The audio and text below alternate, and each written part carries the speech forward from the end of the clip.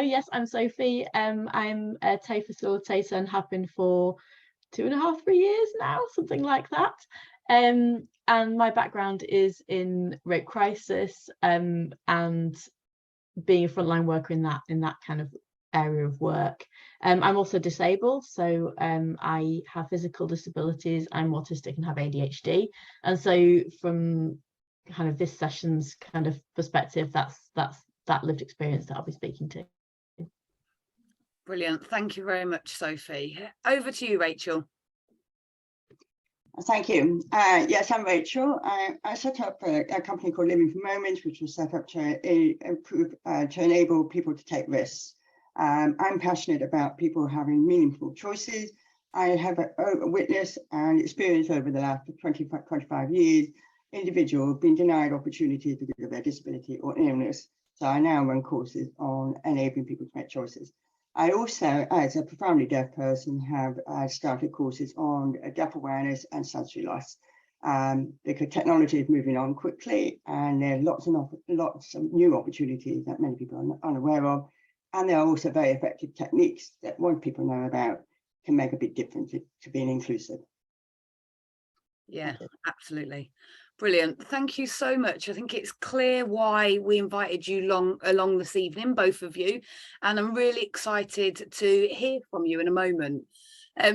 For anybody who hasn't been to one of our Ask Me Anythings before, we do ask people to submit questions in advance. We do stream live on Facebook, so that's where we are now. And we also record the sessions and make them available for free within our private Training for Influence community. So if you're not part of that community, it is on Mighty Networks. Please do let us know, because this is where we host so many other free CPD sessions, share resources, and to be honest, one of the big things is that we absolutely collaborate with each other, support each other, and help each other deliver the very best training. So tonight we're talking about accessibility, and we're talking about it really specifically from a perspective of delivering training.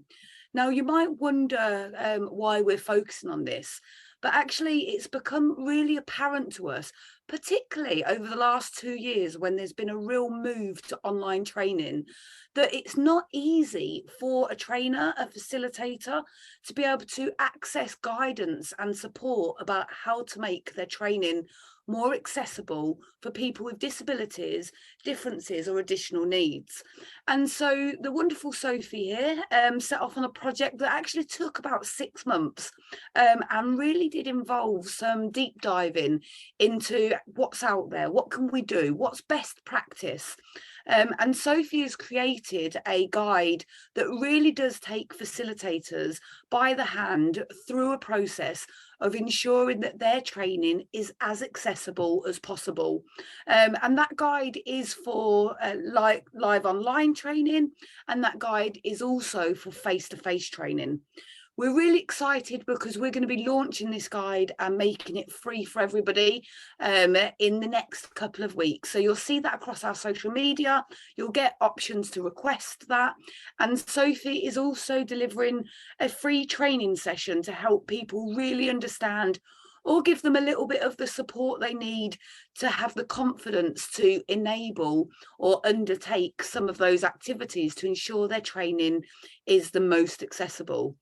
So, Sophie, before we kind of get into questions and things, would you just like to tell people a little bit about kind of your, I guess, the process you undertook when creating the guide, and how and why it kind of turned from a 2-page guide into about a 20-page guide?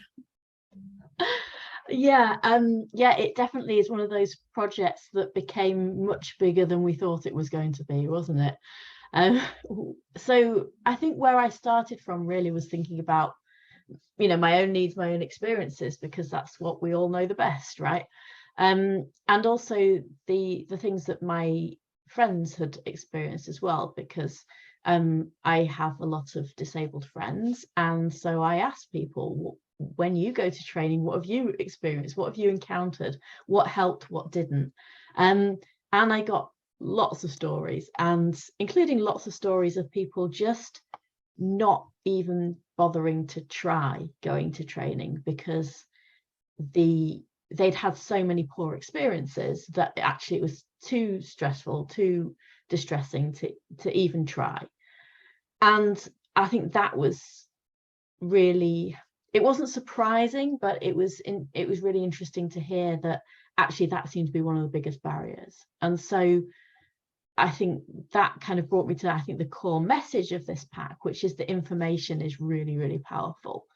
And that the more information we can share with people up front and be really transparent, be really honest, and have those discussions with potential delegates and with delegates once they've booked onto a session, that's going to be one of the most powerful tools we have for accessibility. Because, and I'm sure everybody will notice that Tammy's not been saying that you can make your session 100% accessible, because you can't. You know, different people have differing needs, and sometimes facilitators have their own needs as well. And so we can't always make things 100%. But what we can do is give people the information so that they can choose and make, you know, really good informed choices. And also, by providing that information, being really upfront about what we're doing, we're creating a safe space where people can actually come to us and ask for what their needs are, you know, to say, actually, this is what I need. Can you do that for me? Which a lot of people really just don't feel like they can do for the majority of training providers, unfortunately. So yeah, information being power was, I think, one of the core things that came through this session. And then I kept the pack, and then I've kind of hung everything else off of that really all the way through. Brilliant. Thank you very much, Sophie. And for us at TAE Training and within Training for Influence, this really fits into kind of the values thread of our methodology. Do you know, we talk about, we don't expect to know everything. We don't expect to be experts overnight. Really, honestly, this hadn't even really occurred to me a couple of years ago, apart from the real usual things like, is there a ramp into the building? Do you know, it was things like that that had occurred to me, but nothing more kind of detailed or specific. And now I look back and I think, hang on a minute, Tammy, why didn't you consider wider than that? And actually, we live and we learn, don't we? Our experiences grow, and we have to be open.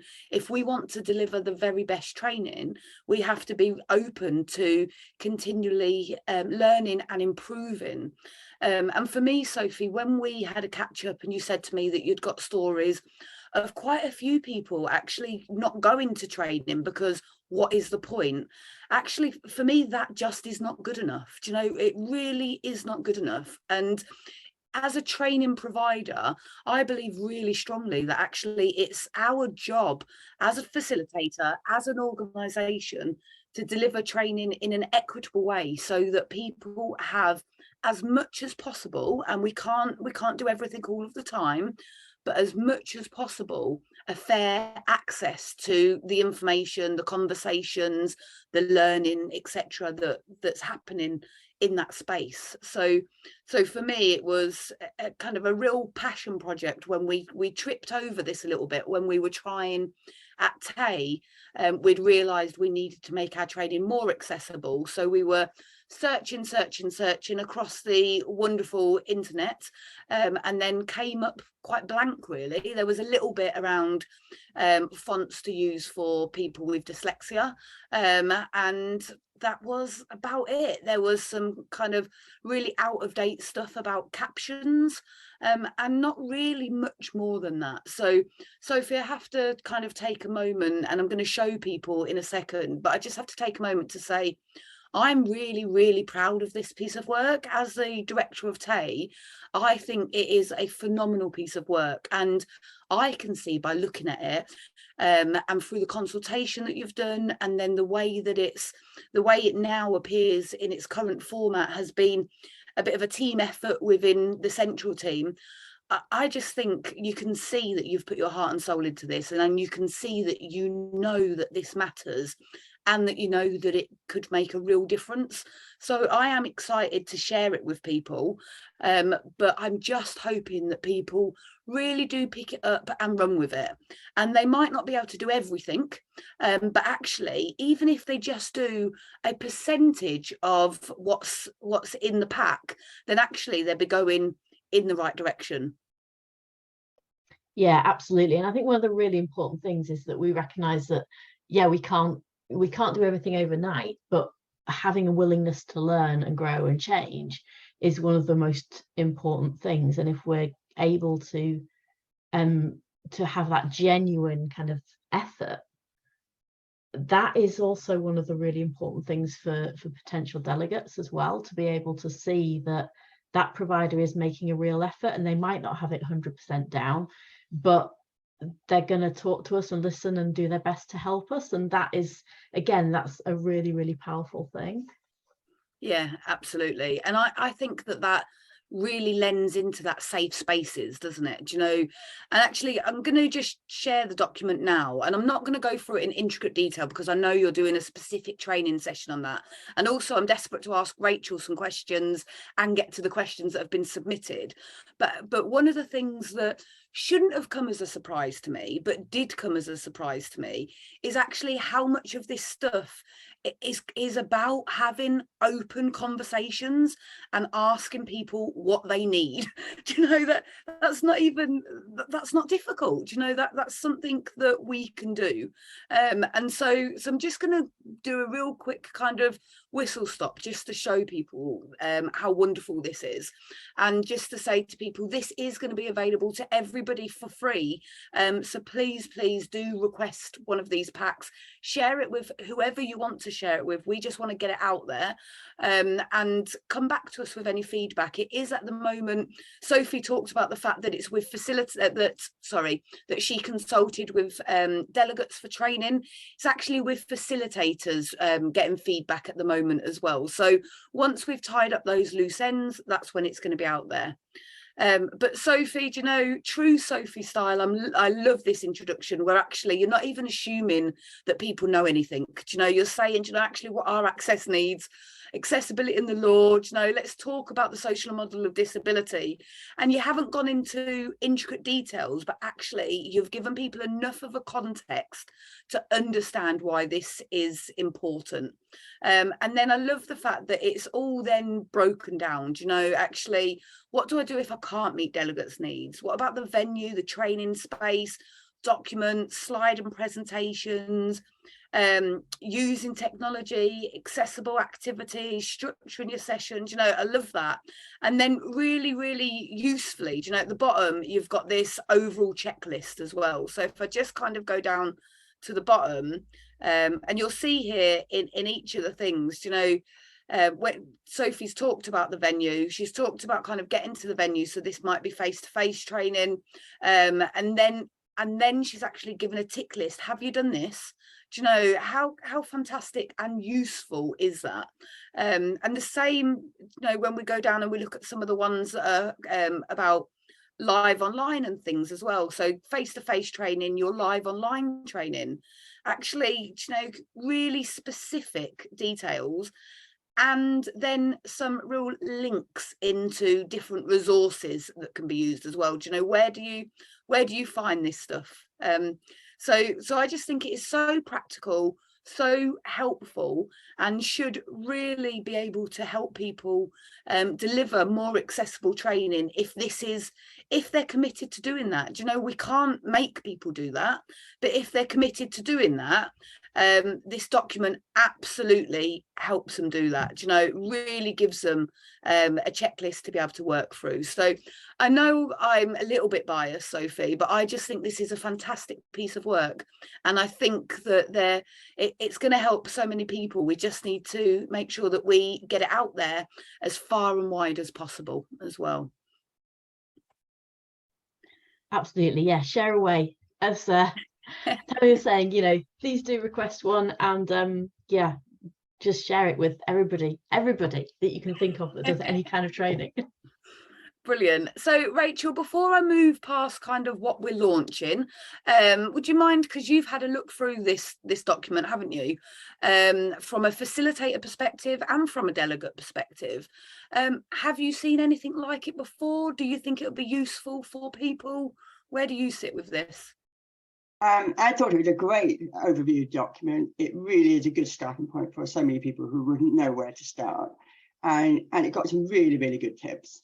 So from, as you said yourself, from venue, from also online training on what things you need to think about when, as a delegate, as a facilitator, but also as a delegate. The sort of questions you need to ask people, the things you need to be preparing in the background, all of that things well thought through. So I thought it was a brilliant document. As I said, shared earlier, there are just a few things from a sensory life point of view that I would add. But they're, you know, you've got the overall frame. These other things that I can suggest that can be added to the document are extras, if you like, because what Sophie's done is a really strong foundation piece of work there that can be given a great overview for people to get started.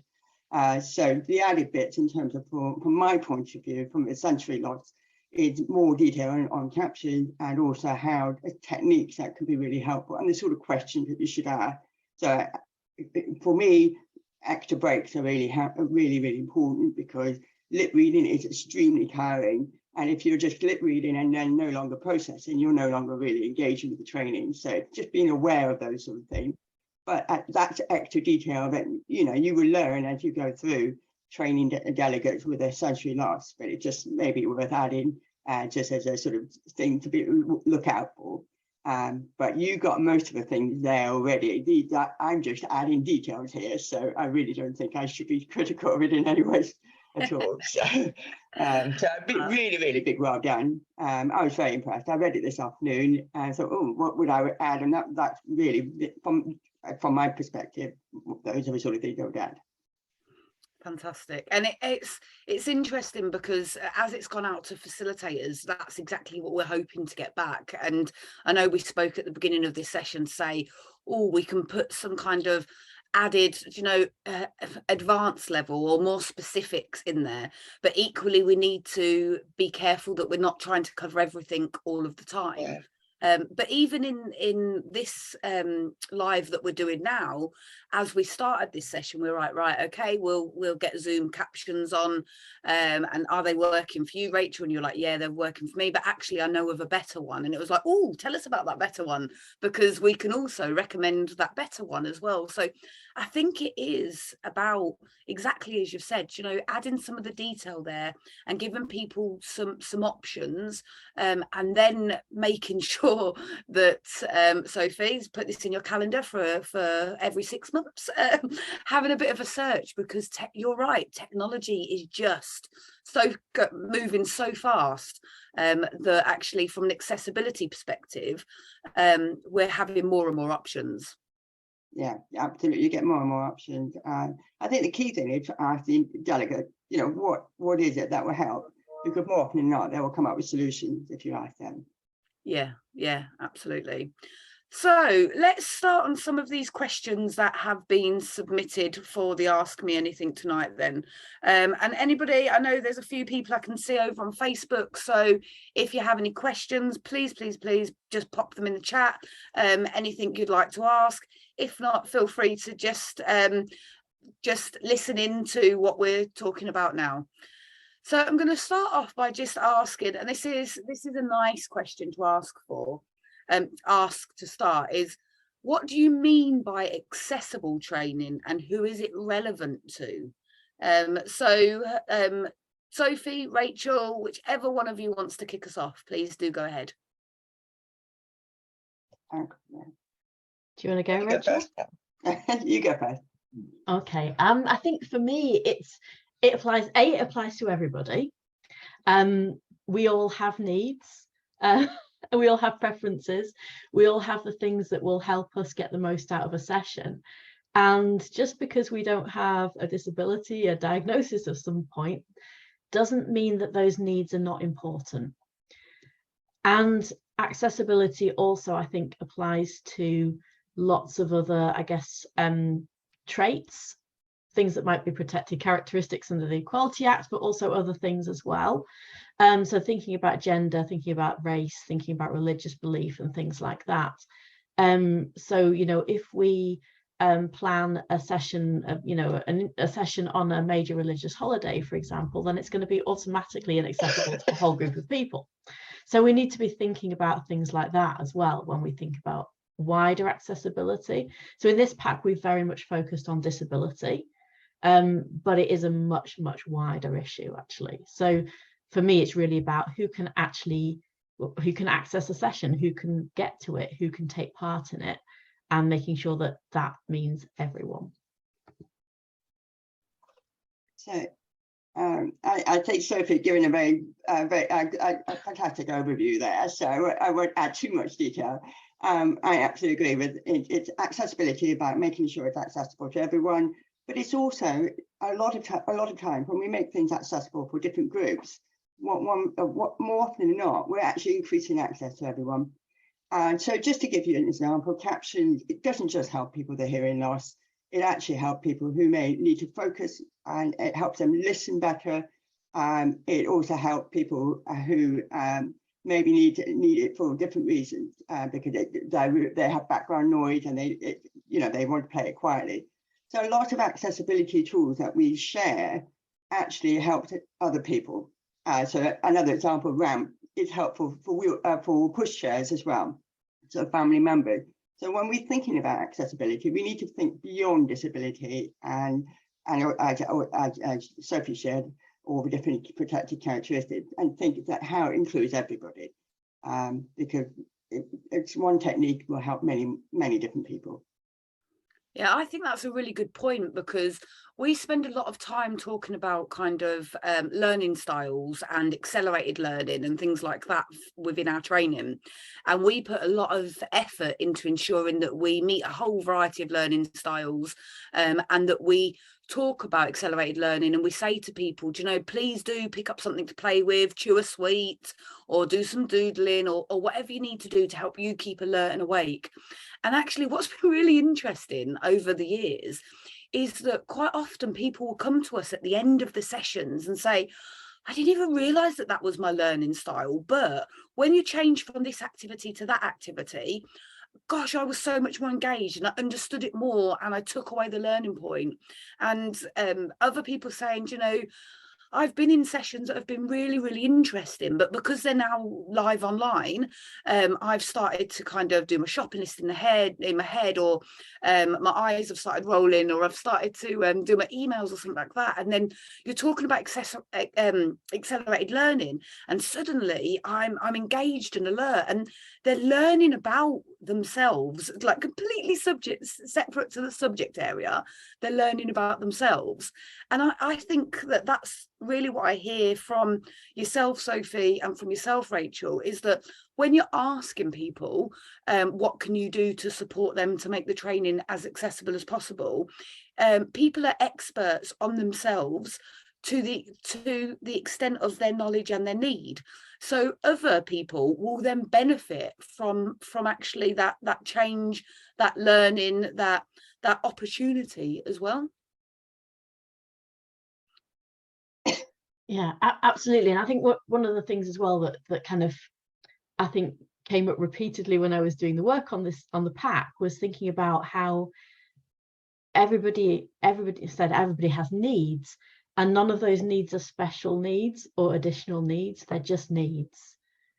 Some of us have more of them than others, but that doesn't mean that they are any different from anybody else's needs. And so we need to kind of step away from that idea of special needs or additional needs and think of it just in terms of people having needs. And if we think about it in that way, if we just think about it as humans having needs, then we stop, I guess, segregating a whole bunch of people over there as being those are the difficult ones, which I think all too often can be the way that people approach it. Sophie, I have to say, you're, you know that you're one of like one of my favorite facilitators. You know that I just think what you do is wonderful, and you just did a brilliant example of what you do in your training sessions.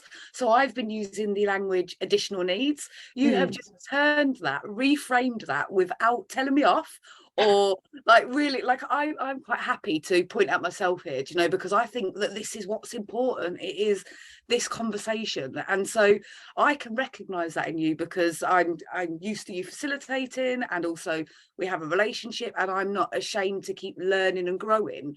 But you just did it in a way that that absolutely created a safe space for that conversation. So just talk to us a little bit about language, because we have had somebody write in and say, what do you mean by differences? So I guess putting that back into context, so what is the language we use? Do we use the language disabilities, needs and differences? Do we just use needs? Do we just use differences? Is disabilities an okay word to be using? Talk to us a little bit about the language. Disability is not a dirty word. You know, it's completely fine to say disabilities, and the majority of disabled people, at least in my experience, really dislike when we try to use euphemisms around disability. So saying, oh, people with I don't know, what was it? So I'm trying to think of ones that have come up that I've heard that really kind of get my goat. Well, I think Rachel's got one. I think when people say you got special powers, that's the sort of thing people don't like being used. I mean, I personally don't have a problem with disabilities, additional needs, etc. And if long as people sharing good practice, because a lot of things that we do to make things accessible for people actually lead to really good practice. So I can show an example. So it's pre-minuted minutes of meetings. It's really helpful, not just for people with a hearing loss, but actually help people with autistic traits. It helps people with sight loss. It helps shy members of a team who may not want to say anything, but if you have pre-minuted, they know, people know what's coming up. There's a structure, it's more focused.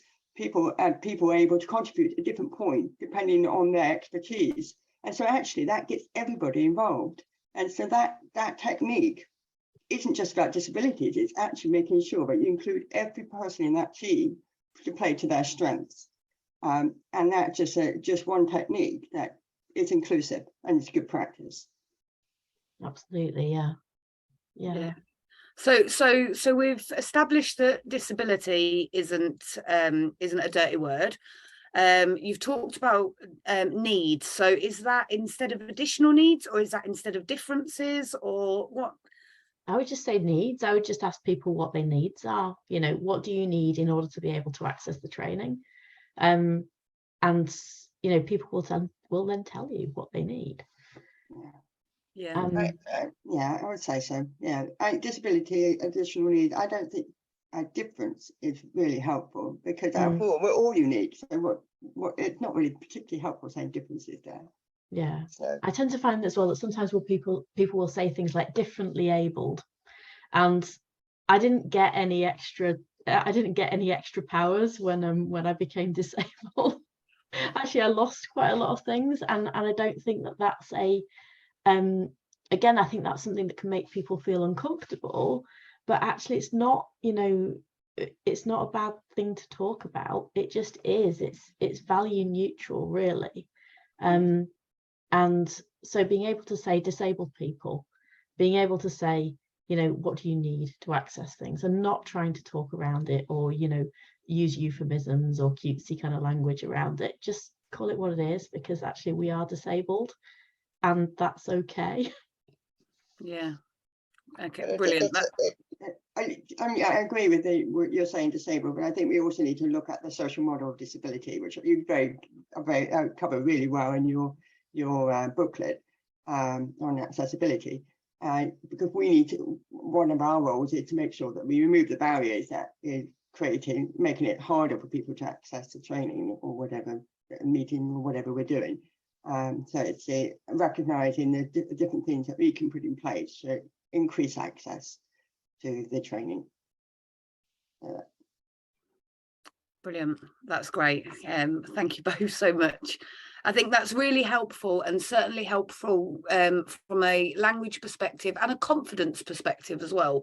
I think there is also some trying elements. So I'm thinking as well, you know, when we're putting this pack out on social media, in some ways we also have to speak people's language that wouldn't necessarily already be thinking about this. And so there's a bit of a balance to be had to be able to draw people in who might think that this isn't something they need to consider, so that we can highlight to them this is absolutely something you need to consider as well.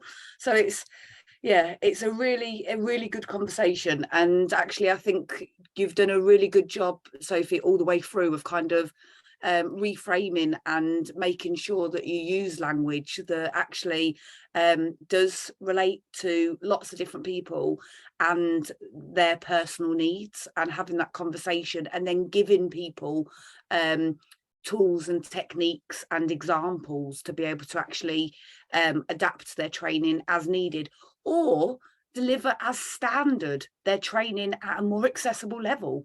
Do you know, because there's a big piece of work we're doing in TAE now that is making all of our training meet these standards as much as we possibly can.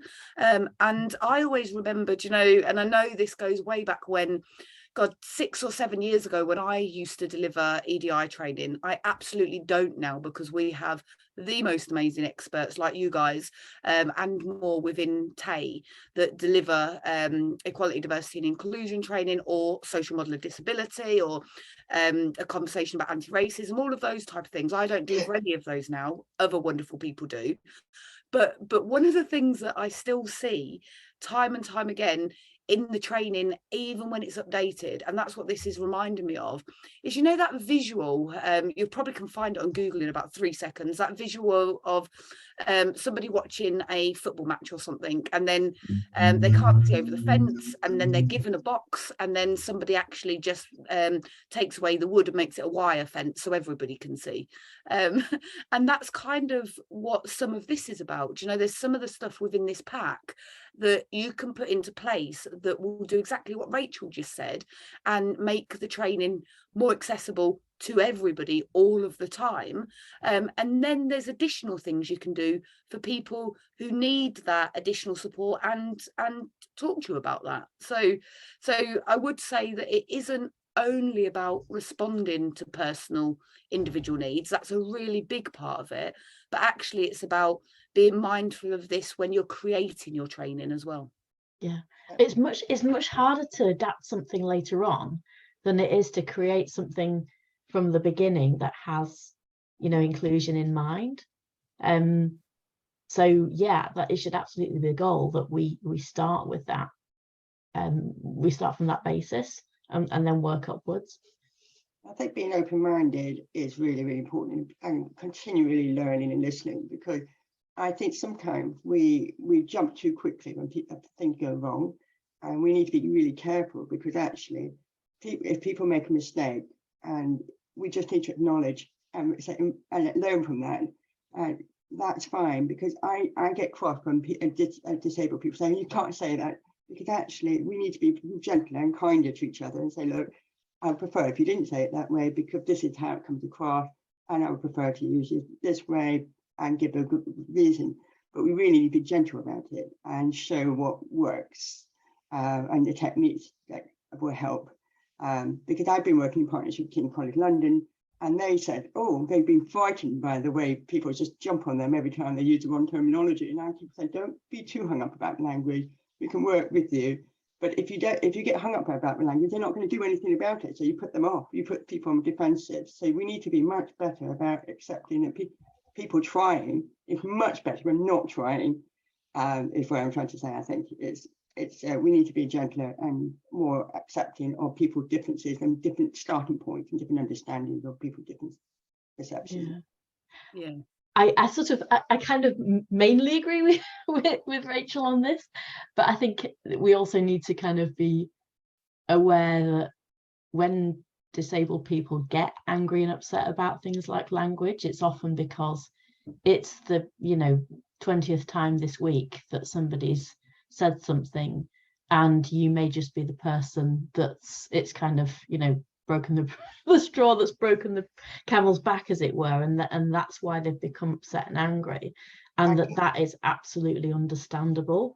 And also that if we're only going to put in place things around inclusion, if people are nice to us, then that's not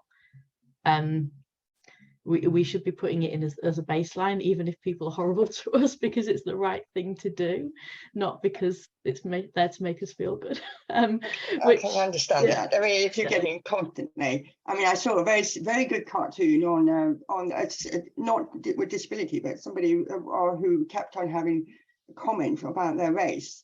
And it just, at the time, somebody said this something, it just blew out, you know, they got angry because it was just constant packing. And I can understand that's the same thing with some people with disabilities, that if you're constantly getting that comment, then it's really unhelpful. But what I'm trying to say is that when people generally trying to help and trying to be positive and trying to learn, we need to be more careful and not jumping too quickly. We need to help educate, and to support people.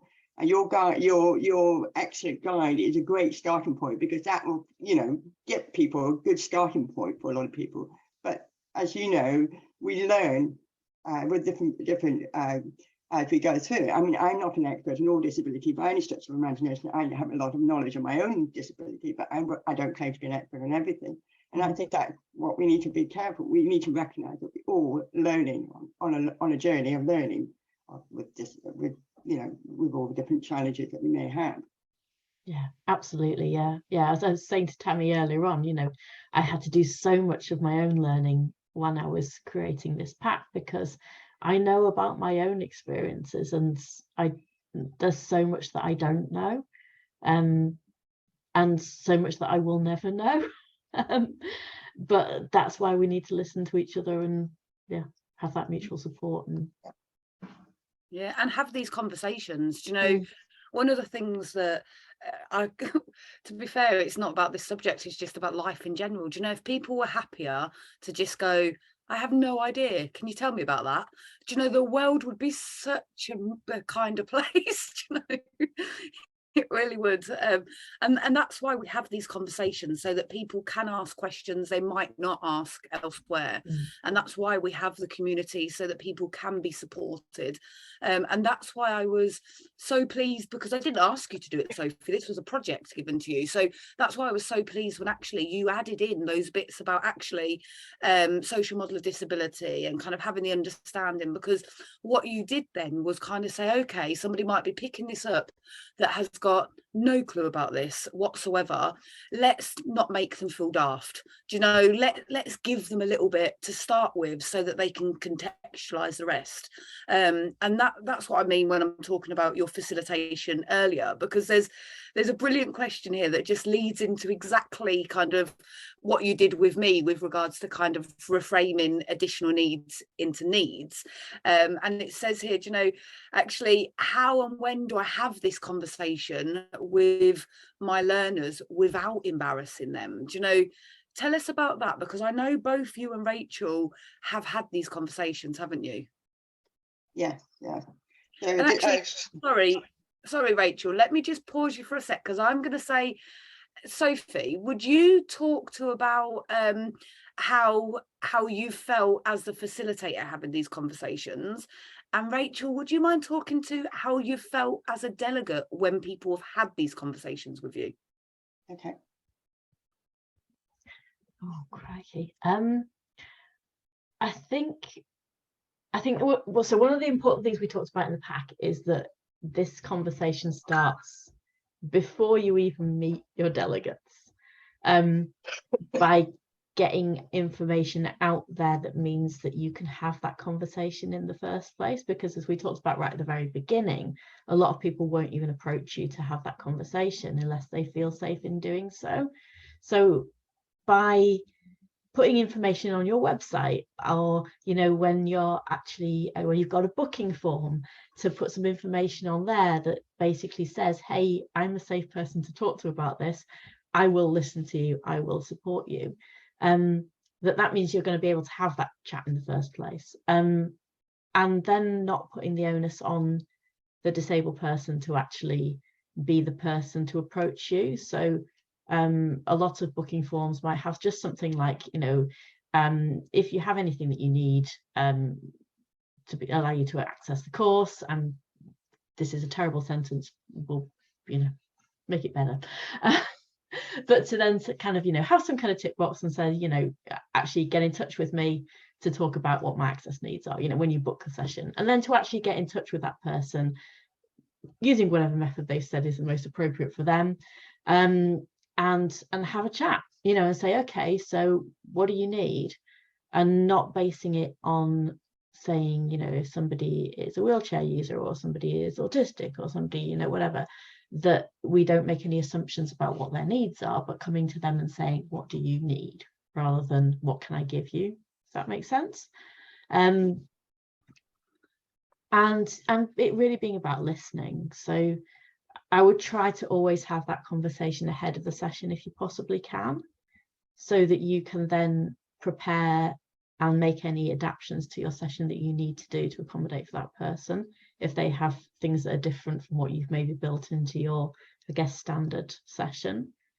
But there will always be people who will arrive on the day having not told you what their needs are. And so being able to have a few things in your back pocket, so let's say you've planned an activity during your face-to-face training that involves people walking around the room, and you have a delegate who has severe mobility, you know, restrictions and can't actually carry out that activity. You've got to be able to have something that you can provide, you know, that you can change up there and then to be able to say, actually, we're going to do it this way instead, and for that to be just as good from a learning perspective as what you've got planned. So having that adaptability within your kind of, I guess, your repertoire of activities, rather than being really focused on this is what we're going to do today, and having the flexibility. So that helps as well, because it means you can just say to somebody like, and also in online training, making use of things like breakout rooms, because it does mean that you can have that conversation privately in a way that you maybe couldn't do in face-to-face. And it's one of the really great things about live online is you can just create a breakout room and go, let's just have a 5-minute chat while everybody else is on break, and talk about what you need. Yeah, you can do that in a way that's really quite subtle, so that, you know, you're not sort of saying, we're going to go and have a chat now so that we can solve this problem, but just instead, just, you know, make it very kind of, I guess, casual. And I think that's interesting, because we have there's a bit of a kind of, I guess, some confusion around live online learning, because some people say very openly, you know, live online learning, it's a backward step and it's not good for people, it's not equitable, etc. But actually, when we've asked delegates, there's a huge amount of delegates that, because of their needs, much prefer live on live training and feel safer on live online training. And this is people with needs that are, yes, related to disabilities, but also needs relating to trauma, and also needs relating to their own anxiety levels and confidence and their own engagement levels. And I think sometimes we forget that actually people need different things, and for some people live online is exactly what they want, and for other people face-to-face is exactly what they want. So I'm going to hand over to Rachel now and just say, Rachel, do you know that I get from the way that the question is worded, the person says, you know, how do I speak to the learner without embarrassing them? Have you been spoken to about your needs before? Has it ever embarrassed you? What's your experience? Okay, so from a delegate perspective, right? Okay. No, I don't. To be honest, I'm probably the worst person to ask, but I'm not easily embarrassed about being asked about my needs. I'm quite used to people asking me, and I'm, you know, as long as the intention's good, I'm usually quite okay. So I'm usually very clear what my needs are, and will make it clearer as things progress. So as an example, I'm a trainer course at the moment, and I realise actually there's some additional things I need, and I've been quite clear straight to Becky, say, you know, this is what I need. But not everybody will have that confidence. So I think it's about revisiting and saying, have we met your needs? Is there anything else we could do? Just so that you'd be proactive about it, because sometimes people won't have the confidence. I'm fairly confident about asking what I need, but not everybody will. So it's probably worth revisiting to say, did it go okay? Is there anything else that could have helped? I mean, I think I was very impressed. For example, we had a session where no captains were running, so things do go wrong at times, don't they? And I'll share this example because I think this is a really good example of adapting and saying. So Becky said, "Well, what can I do to help?" And I thought that was just the perfect question to ask, because I said, "Okay, what you need to do is sum up in the chat box some key points in case I missed them." And I relied on lip reading throughout the session, but periodically, Becky wrote in the chat box the key points so that I didn't miss it. So it's about, so she was very clear, but her question was, what can I do to help when things were going wrong because the caption wasn't working that night? So it's about adapting and responding when you're aware that things are not going to plan, and asking people what they want, what they need in play instead of what was originally planned. Yeah, that makes absolutely. sense. And sorry, Rachel, I think I spoke over you at the end there. All right, no, that's fine. I think you're finished anyway. Was I clear enough in terms of what I'm trying to explain? Yeah, no, absolutely clear enough. And I think the other thing that I'll say about that example is I know that Becky then went away and put subtitles on the recording and sent that. And so I completely concur with yourself, Rachel. Do you know, if people are trying, then actually, from a delegate's perspective, I would be really surprised if the delegate is embarrassed or offended if people are trying. Do you know, there's ways to try. So like Sophie said, you know, and like the guide says, you know, contact people in advance like you would anybody, anywhere at all, saying you're coming to my training session, yay, this is the location, this is this. Do you know, has anybody got any needs that they would like us to meet? There's even like there's a variety of things we can do. You can do that in advance. You can do that again as you meet people, either at the door or in the Zoom room.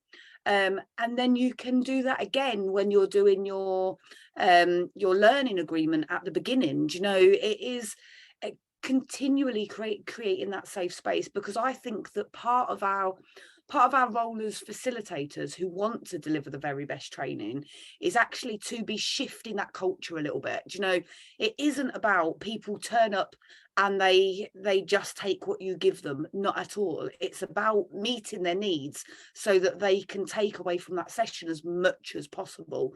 But that is quite a new concept for some trainers, and so, like Sophie, like you said earlier, do you know, some people have just gone, do you know what, I'm just not going to go to training because I know what it's going to be like. So we need to shift this a little bit, don't we? Yeah, we do. Yeah, and I think one of the really big things as well that we need to shift is the idea that the trainer or the facilitator knows the best way to meet people's needs, rather than, and so, oh, I've done this, I know that your impairment is whatever, so I've provided X, Y, and Z, because you'll very often be wrong if you assume those things. And actually the only way to know what somebody's needs are is to ask them. I think your guide on saying don't make assumptions is really out there. You know, you really don't make assumptions, because we all have different needs, even with a hearing loss. Then, you know, the way what we request might be quite different. So don't make assumptions. It's really true, and adapt as you go along, and just carry on listening. The key thing is we all need to listen and to carry on learning, and you know, keep on adapting our training accordingly. Yeah, and I don't mind giving the very embarrassing example, but I learned from it and I'll never forget it. But about 15 years ago, I was delivering a training session face to face, and I was delivering it in a room that didn't have a ramp, and somebody turned up in a wheelchair, and without even thinking and completely from the kindness of my heart, I literally went behind them and, you know, started to help them up the stairs.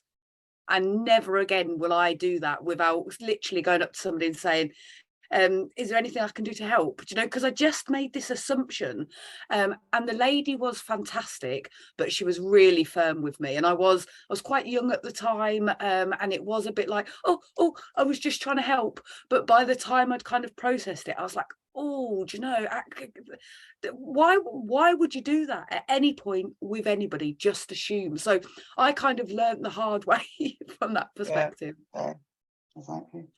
Yeah. So brings us on to a couple of interesting questions here. So this one I've had this myself, and somebody else has sent this in as well, and I'll be really interested in your perspectives, because I can tell you what I did, but I'm not professing to say whether that's right or wrong.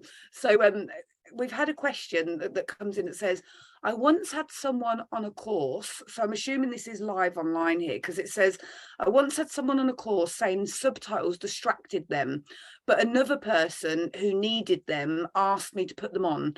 What do I do? Oh, it's tricky, isn't it? It's a really difficult one, because it's going to happen. People are going to have conflicting needs. I think the approach to this is going to be very much a personal one. Personally, for me, I think in that situation, I would probably get those two people over into a breakout room and have a chat with them and see what we can come up with that's going to meet everybody's needs as well as possible.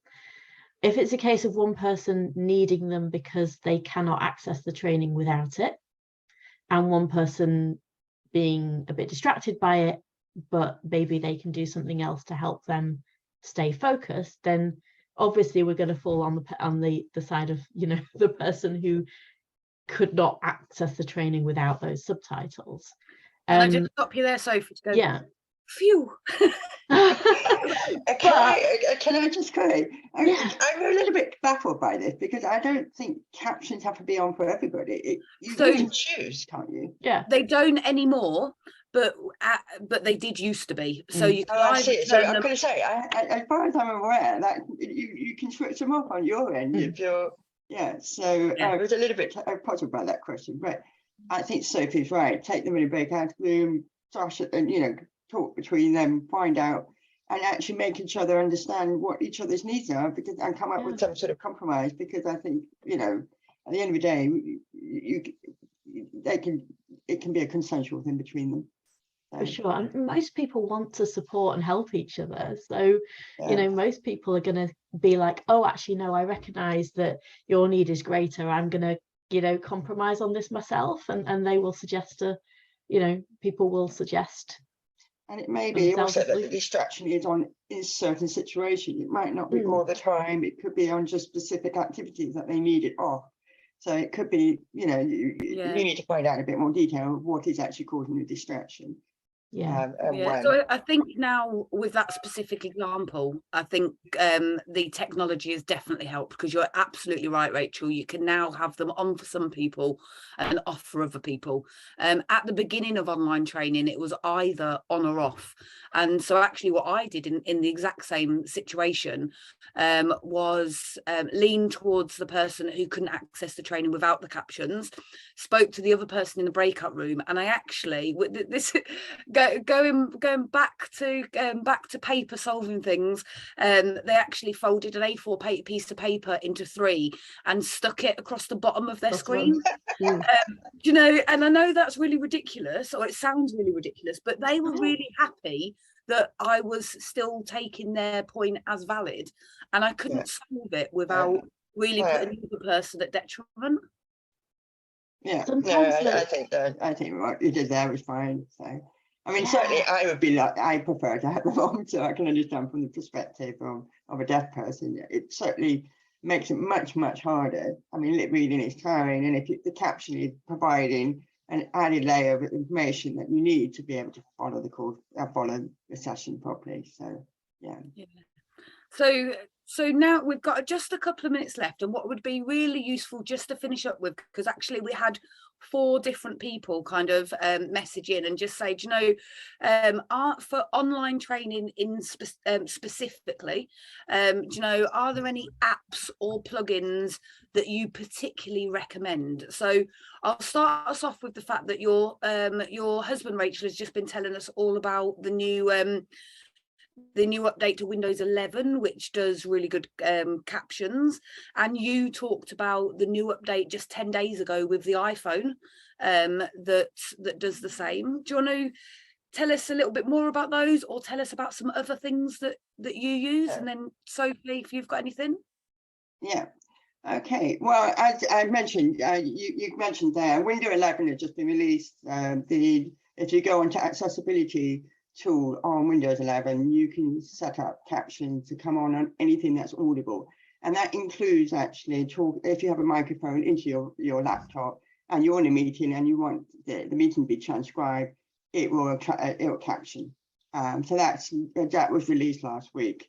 Also, we have technology on phones, smartphones. If you go into the settings, the accessibility settings on your phone, do check for updates, because more and more apps are being released all the time. So iPhones have just recently released, about 2 weeks ago, captioning for telephone calls and for anything that is audible on the phone. But you need to set it up on the actual setting in the accessibility setting. Pixel phone that I use have been doing that already for 2 years, and is an excellent resource. I use it particularly for situations where captions fail. So in Zoom, for example, in the breakout room, captions don't work. So I have often used my Pixel phone as a backup to transcribe what people are saying. So there's a lot of apps that you can use. So one of the things I would say is smartphone, check this accessibility setting, because so many apps on there that are brilliant. And this is not just for hearing loss. There's brilliant ones for sight loss as well, and also for people that who struggle to read with dyslexia. There are some tools there for them as well. So just take a look on the smartphone. That it's brilliant. It's difficult keeping up, but just periodically check, because it's really good tools on there. That's the first time I've heard somebody say with a smile on their face, from a positive perspective, that it's difficult keeping up with smartphones. Yeah, it is difficult keeping up. And that's one of the reasons why in my deaf awareness course, I'm really constantly updating people on new technology that comes out. And it is great, because it means that different events are more accessible. So, for example, the phone has made it so much better for me going to a lecture. I can use a vlogging tool, a microphone 100 meters away, and it'll transcribe directly into my phone. And that wasn't available a few years ago. So it's, you know, the technology is moving on and has made many different venues much more accessible than before. Fantastic. And I know Becky's here with us, and I know that Becky's delivering some training early December about kind of online facilitation, face-to-face facilitation and hybrid facilitation, and actually all of these are really good tips for that as well. So kind of goes right across. But back to what you said, Sophie, about the fact that it's about people's needs. You know, it's not always it's not always about putting people in boxes, it's about the needs. So Sophie, bearing in mind that we've spoken a fair amount about kind of captions and things, when you were doing your research for this guide, do you know what jumped out at you from an accessibility perspective? Where are you sending people for a bit of support around this, or what works well that you're aware of?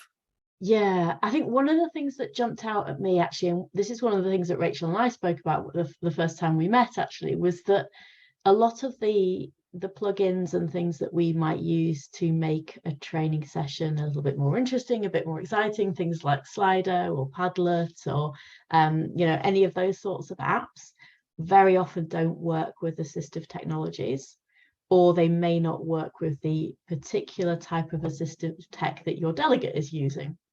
So if you want to use something like that, it's really important to go and check, what types of software does it work with? Do I know how to make that happen? And then to actually ask your delegate what software they use, so that you can make sure that they're actually matching up. And Rachel, I think one of the things that... Sorry, let me just pause you there, Sophie, to also say that in the other thing about in this instance, because I think that what you've just said there is absolutely best practice, but I also think that for some facilitators who might be struggling to transition to live online and such like, and struggling with technology, that part of this hour will have just petrified them. Yeah. So I will say that at TAE, what we're doing from that perspective is actually having alternatives. So going back to the fact that actually, yes, we're going to use Slido or Padlet or whatever, we'll ask people if they can access that, but we'll also have alternatives, and the alternatives might be about standing up and sitting down. The alternatives might be about going into a breakout room and having a discussion instead. But let's have some of those alternatives ready, so that as the facilitator, you're not putting anybody on the spot, you're not making anybody feel bad, you're just running with the alternative because you found out at the beginning of that session somebody can't access these. Because as much as I would love to think that we can match up the assisted technology, I feel facilitators going, oh my gosh, I can't even turn Zoom on very well. Sophie's right there, because the Slido, for example, didn't work when I was using this phone as a transcriber, and Becky will probably be able to confirm. So it's about being ready to, you just put it in for me, didn't you? So it's just like that, a solution. So it's about listening and engaging all the time. But I agree, Sophie, sometimes these extra things that we do on the training can sometimes get in the way. So we do need to be a bit careful when we use them. Yeah, we talked actually, I think, Rachel, when we first met, about actually just trying to think, do I need to use these things at all? And that can be a really, actually, if you're worried about, you know, managing the tech, and you're worried about maybe, am I going to be able to drop in an alternative into this session? Actually, just start your session. Again, we talked earlier on about how if we plan our sessions as being accessible as possible as our baseline, then we can add kind of all the singing or dancing things onto them as kind of like the icing on the cake, as it were. But if we start from a training session that doesn't include those things, that doesn't include all the extra apps and plugins and whatnot, then we've got a much more accessible session as a baseline. So actually the answer quite often is just don't use them. And I think, I think I agree with you with the starting off on a base of how can I be as inclusive as possible.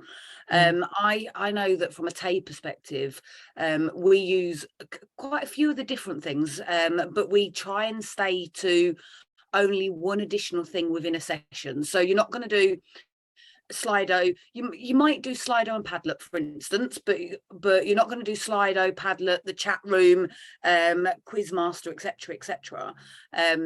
And sometimes there's a balance between thinking about people's needs from their learning styles. You know, how do you get the whole group involved? How do you make sure that everybody has a voice? How do you, and so I think if you can start from as basic as possible, so that it's as widely accessible with assisted technology, but then feel free to layer upon that if you have the confidence to ask the questions, like Rachel's just given the example of Becky, where Becky's typed the stuff in for her. As long as you're happy and you have the confidence and the time to look at those other ways of supporting people to engage with them, rather than actually just ignoring those accessibility needs. I wouldn't advise that people didn't use them, because I think that you might have a quarter of your session, if you've got a big session, you might have a quarter of your session of people that don't interact at all, and then they're half asleep in the corner. So I think it is a balance, but it's about striking the right balance and being being willing to have that conversation, I think it just keeps going back to being willing to have that conversation, doesn't it? Yeah, and asking people what they need. Yeah, brilliant. So we have run over just slightly. This always happens because we get into the meat of it and then we're like, oh, let's go here and let's go there. Rachel, do you want to just tell people very briefly about the training that you do and about your organisation? It's very much in line with this accessibility stuff, and I'd love people to be able to contact you and when people watch the video and things. Yeah, absolutely. So if you go onto the Living for Moments website, you'll see the sort of training that I do. The deaf awareness training is something I'm passionate about, and is always changing. As I said, the technology changing, but it's not just about technology, it's also about techniques. And I'm also really, really keen for employers to understand the impact of hearing loss on their clients, but also on their employees. So it's about making things accessible for everyone. And sensory loss is another training I do, and I'm also doing dementia awareness and the empowering choices, which is I'm really excited about, which is about enabling people to make choices that matter to them. And this is open to health and social care professionals. And it's really powerful training to get people to think about what it's like being denied choices, because that is what's happening in reality in too many settings. So Living for Moments, if you go onto the website, the contact details are on there, or you can text me or email me. Also, I'm a tape facilitator for a number of things as well. So do join us on the sessions there. So we're doing sensory loss for Tay, and we're doing dementia awareness. And we're also doing those are the main two. So but I won't for the pipeline. I have some in mind. So anyway, sorry, I won't get carried away there. So, fantastic, Rachel. And thank you very much. Yeah. No problem whatsoever. Sophie, any final thoughts? Anything you want to plug? Anything you want to say? Finish us off. I don't think so. Yeah, I mean, just like we said earlier, get hold of that pack and share the heck out of it. We'd love that. Fantastic. And thank you again for all of your hard work and your passion going into really kind of making it what it is today. Really appreciated. Thank you very much for joining us tonight. Yeah. Thanks everybody for joining us.